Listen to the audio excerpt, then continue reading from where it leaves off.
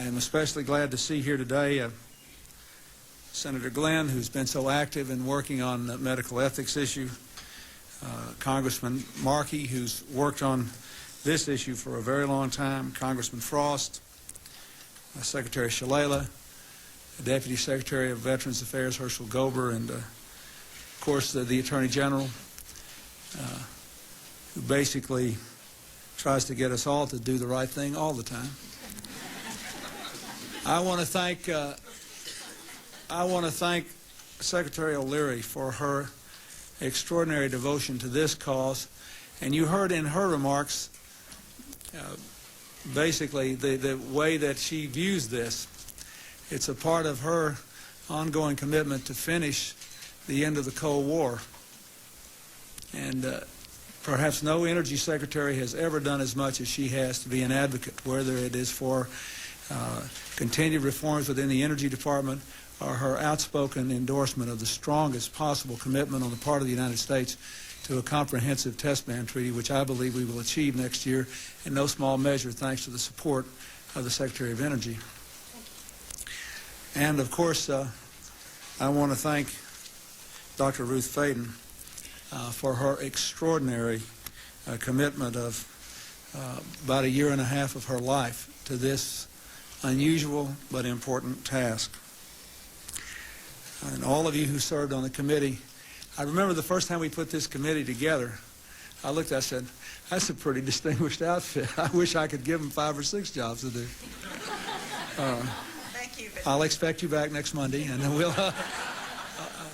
I do thank you so much for the work you have done. Let me tell you that just as this is an important part of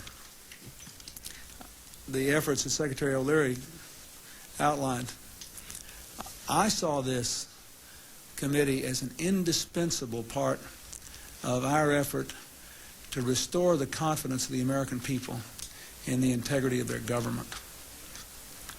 All of these political reform issues, to me, are integrated. When I became the president, I realized we had great new economic challenges, we had profound social problems, that a lot of these things had to be done by an energized American citizenry, but that our national government had a role to play in moving our country through this period of transition. And in order to do it, we needed to increase the capacity of the government to do it through political reform, but we also needed, as much as anything else, to increase the confidence of the American people, that at the very least they could trust the United States government to tell the truth and to do the right things. So you have to understand that for me, one reason this is so important is that I see it as part of our ongoing effort to give this government back to the American people. Senator Glenn's long effort to get Congress to apply to itself the same laws it imposes on the private sector.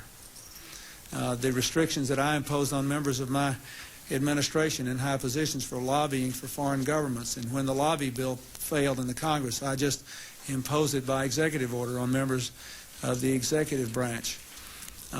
All these efforts at political reform, it seems to me, are important, but none of these efforts can succeed unless people believe that they can rely on their government to tell them the truth and to do the right thing. We have declassified thousands of government documents, files from the Second World War, the Cold War, President Kennedy's assassination. These actions are not only consistent with our national security, they are essential to advance our values.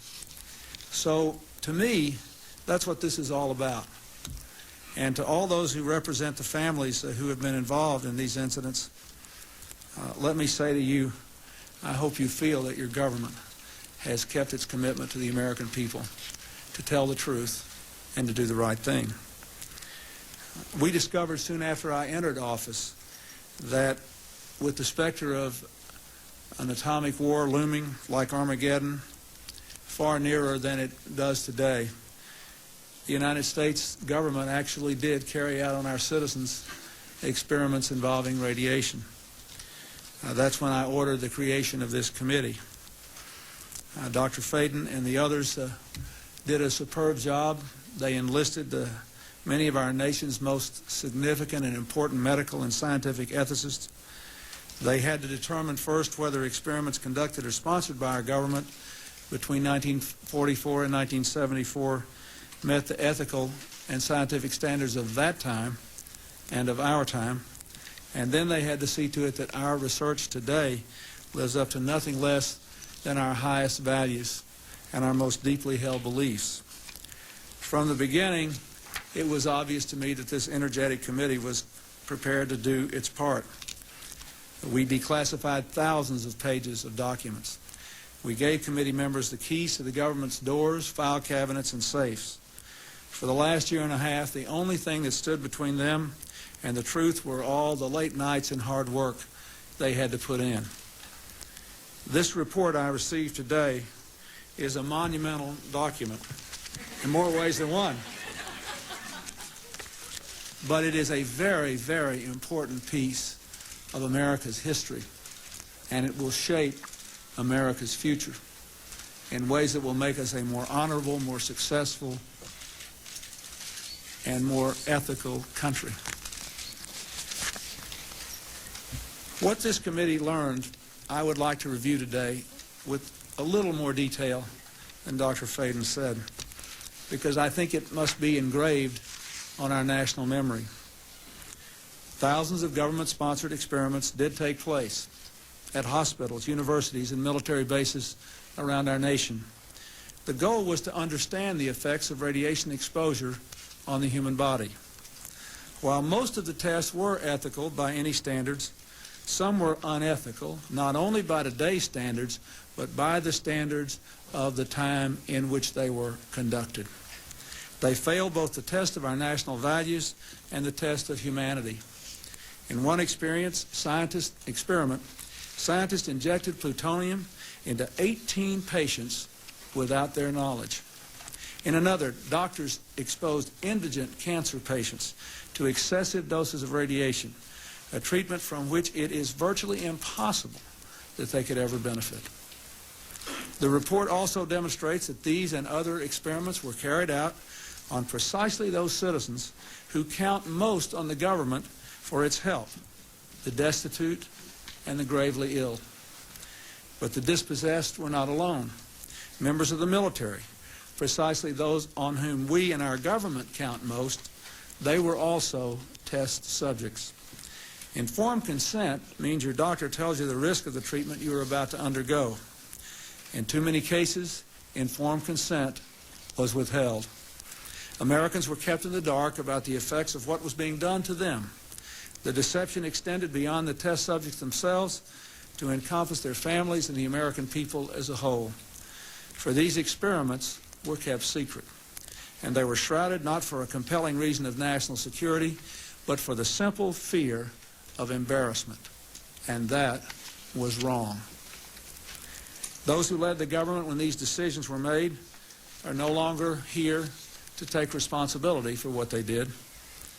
They're not here to apologize to the survivors, the family members of the communities whose lives were darkened by the shadow of the atom and these choices. So today, on behalf of another generation of American leaders and another generation of American citizens, the United States of America offers a sincere apology to those of our citizens who were subjected to these experiments, to their families, and to their communities. When the government does wrong, we have a moral responsibility to admit it. The duty we owe to one another to tell the truth and to protect our fellow citizens from excesses like these is one we can never walk away from. Our government failed in that duty, and it offers an apology to the survivors and their families, and to all the American people who must be able to rely upon the United States to keep its word, to tell the truth, and to do the right thing. We know there are moments when words alone are not enough. That's why I'm instructing my cabinet to use and build on these recommendations, to devise promptly a system of relief, including compensation, that meets the standards of justice and conscience. When called for, we will work with Congress to serve the best needs of those who were harmed. Make no mistake, as the committee report says, there are circumstances where compensation is appropriate as a matter of ethics and principle. I am committed to seeing to it that the United States of America lives up to its responsibility. Our greatness is measured not only in how we so frequently do right, but also how we act when we know we've done the wrong thing, how we confront our mistakes, make our apologies, and take action. That's why this morning I signed an executive order instructing every arm and agency of our government that conducts, supports, or regulates research involving human beings to review immediately their procedures in light of the recommendations of this report and the best knowledge and standards available today, and to report back to me by Christmas. I've also created a bioethics advisory commission to supervise the process, to watch over all such research, and to see to it that never again do we stray from the basic values of protecting our people and being straight with them. The report I received today will not be left on a shelf to gather dust. Every one of its pages offers a lesson, and every lesson will be learned from these good people who put 1.5 years of their lives into the effort to set America straight. Medical and scientific progress depends upon learning about people's responses to new medicines, to new cutting-edge treatments. Without this kind of research, our children would still be dying from polio and other killers. Without responsible radiation research, we wouldn't be making the progress we are in the war on cancer. We have to continue to research, but there is a right way and a wrong way to do it.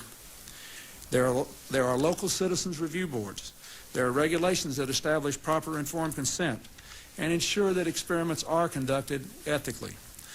But in overseeing this necessary research, we must never relax our vigilance.